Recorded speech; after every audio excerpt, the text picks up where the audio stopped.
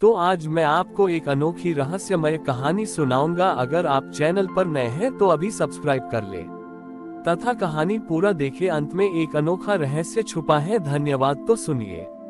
बहुत समय पहले की बात है। एक चित्रकार रहता था जिसका नाम था रंगदत्त। वह अपनी चित्रकारी के लिए पूरे देश में प्रसिद्ध था। लेकिन रंगदत्त की एक विशेषता थी। वह केवल उन्हीं वस्तुओं के चित्र बनाता था जो दिखने में अत्यंत सुंदर और चमकदार हो। वह महादेव का भक्त तो था, पर उसका मानना था कि ईश्वर केवल सुंदरता और स्वच्छता में ही निवास करते हैं। एक बार रंगदत्त ने संकल्प लिया कि वह महादेव का एक ऐसा चित्र बनाएगा जो दुनिया में सबसे भव्य हो। उसने सब से कीमती रेशमी कैनवास खरीदा और दुर्लभ रत्नों को पीसकर रंग तैयार किए। उसने महादेव को दिव्य आभूषणों और रेशमी वस्त्रों से लदा हुआ चित्रित करना शुरू किया। वह दिन रात इस काम में लगा रहता और अपने घर के बाहर किसी भी गरीब या मलिन व्यक्ति को फटकने नहीं देता था, ताकि उसकी पवित्रता भंग न हो। उसी शहर के कोने में कालिया नाम का एक व्यक्ति रहता था जो शमशान में लकड़ियां ढोने का काम करता था। उसका शरीर राख से सना रहता और उसके कपड़े फटे पुराने थे। कालिया के पास न रंग थे न कैनवास। वह रोज शमशान की ठंडी राख उठाता और पास की एक पुरानी काली दीवार पर अपनी उंगलियों से एक आकृति उकेरता। वह कोई चित्र नहीं जानता था, बस राख से एक गोला बनाता और उसके बीच एक आड़ी रेखा खींच देता, जिसे वह अपना गोला मानता था। एक रात रंगदत्त का चित्र पूरा हो गया। वह चित्र सोने की तरह चमक रहा था। गर्व से भरकर रंगदत्त ने कहा, प्रभु, अब तो आपको इस सुंदर चित्र में प्रकट होना ही पड़ेगा। उद्धरण चिन्ह। तभी उसके सामने एक दिव्य प्रकाश हुआ। लेकिन महादेव उस सुंदर चित्र से प्रकट होने के बजाय रंगदत्त के कमरे की दीवार के पार चले गए। रंगदत्त व्याकुल होकर उस प्रकाश के पीछे भागा। उसने देखा कि वह प्रकाश शमशान की उस गंदी काली दीवार की ओर जा रहा है जहां कालिया ने राख से अपनी आकृति बनाई थी। महादेव साक्षात कालिया के सामने प्रकट हुए। उनके गले में मुंडमाला थी और शरीर पर वही भस्म थी जो कालिया के हाथों में थी। महादेव ने कालिया के हाथों से वह राख ली और अपने मस्तक पर लगा ली। रंगदत्त ये देखकर रोने लगा और चिल्लाया, प्रभु, मैंने रत्नों और रेशम से आपकी छवि बनाई, आप वहां नहीं आए।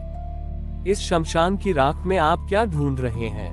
महादेव ने शांत स्वर में कहा, रंगदत्त, तुमने मेरी छवि तो बनाई, पर तुमने मुझसे प्रेम नहीं, अपनी कला से प्रेम किया। तुमने सुंदरता को ही सत्य मान लिया, जबकि मैं तो अशुभ में भी शुभ हूँ। कालिया ने मुझे अपनी राख सौंपी है, जिसमें उसके जीवन का सारा अहंकार जल चुका है। तुम्हारे रंगों में चमक है, पर कालिया की राख में समर्पण है। मैं रत्नों में नहीं, मैं उस हृदय में बसता हूँ जिसे संसार मैला समझकर त्याग देता है। रंगदत्त का सारा गर्व चूर चूर हो गया। उसने समझ लिया कि शिव केवल कैलाश की सुंदरता में नहीं, बल्कि शमशान की उस राख में भी है जो जीवन के अंतिम सत्य की याद दिलाती है। उसने अपने बहुमूल्य रंग त्याग दिए और कालिया के साथ मिलकर दीन दुखियों की सेवा में लग गया।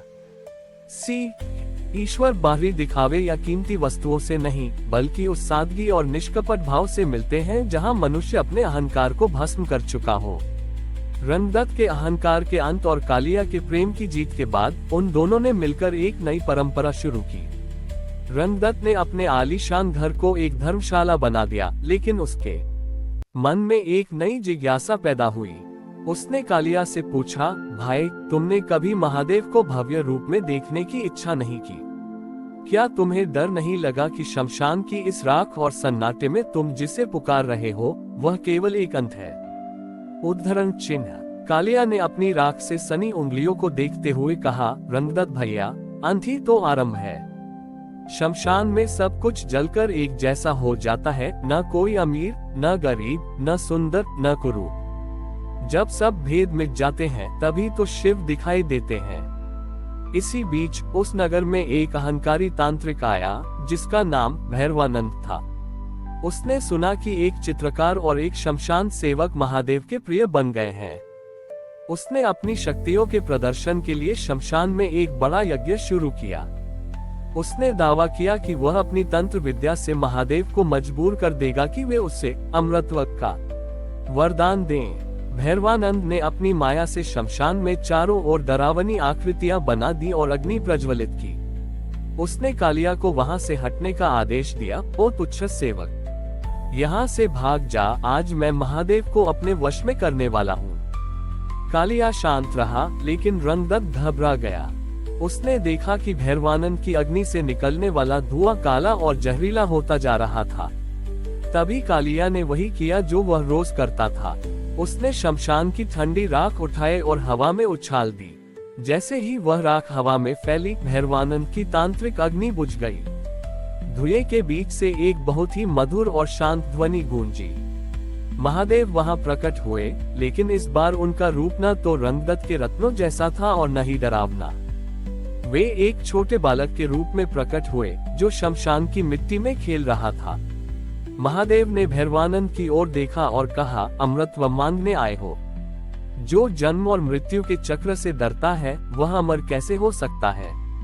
अमर तो वह है जिसने खुद को मेरे चरणों में मिट्टी बना दिया है। भैरवानंद ने अपनी पराजय स्वीकार की और महादेव के चरणों में गिर पड़ा। महादेव ने उस बालक रूप में कालिया और रंगदत्त का हाथ पकड़ा और उन्हें शमशान के उस स्थान पर ले गए जहां कालिया ने राख से वह गोला बनाया था। महादेव ने उस गोले को छुआ और वह स्थान एक ज्ञान कुंड में बदल गया। महादेव ने कहा, इस कुंड का जल जो भी पिएगा, उसे संसार के द्वंद्व, सुंदर और कुरूप, लाभ और हानि से मुक्ति मिल जाएगी। रंगदत्त अब केवल बाहरी सुंदरता का चित्रकार नहीं रहा, वह सत्य का चित्रकार बन गया। उसने अब उन लोगों के चित्र बनाने शुरू किए जो दुखी और उपेक्षित थे, ताकि दुनिया उनकी सुंदरता देख सके। कालिया और रंगदत्त की यह जोड़ी यह सिखाती रही कि शिव को पाने के लिए न तो केवल मंदिर चाहिए और न केवल शमशान, बल्कि वह समझ दृष्टि चाहिए जो हर कण में शिव को देख सके। आज भी माना जाता है कि उस शमशान के पास जो ज्ञान कुंड है, उसकी राख आज भी उन लोगों को शांति देती है जो जीवन की भागदौड़ में अपना मानसिक संतुलन खो चुके होते हैं। हमारी और भी आध्यात्मिक एवं अनोखी कहानियां देखने के लिए हमारे चैनल पर जाएं तथा धार्मिक एवं पौराणिक अनोखी कहानियां हमारे चैनल पर है। कृपया जाके देखें तथा हमारे चैनल को सब्सक्राइब करके रखें और वीडियो लाइक जरूर करें। धन्यवाद।